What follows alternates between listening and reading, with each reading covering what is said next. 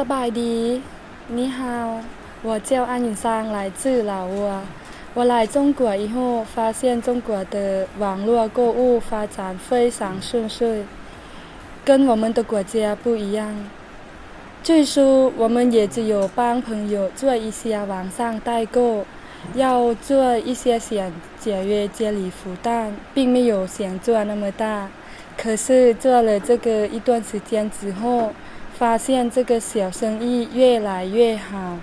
从一开始一个月500个订单到现在增加每个月1000多我们萌生了一些创业的想法能不能把这些想法做成一个中老商品进出口公司因为我们团队的核心人员都是女生所以我们想着成立花蜡国际贸易有限公司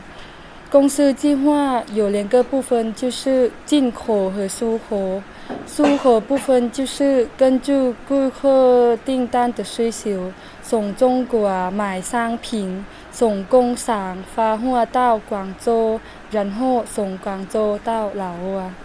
还有另一个部分是进口老挝的木薯我们选这个木薯是因为中国木薯的市场比较广泛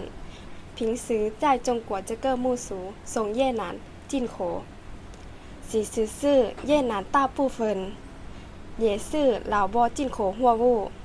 我认为我们可以直接把木薯进口到中国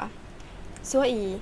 我就想把2个部分做成一个公司但是我们也知道做这个公司很不容易要有很多钱才会开始做如果我们有人支持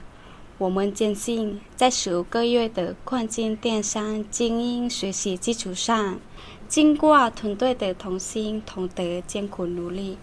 加上中国老师的指导参与我们一定能在南京打下一片天地加油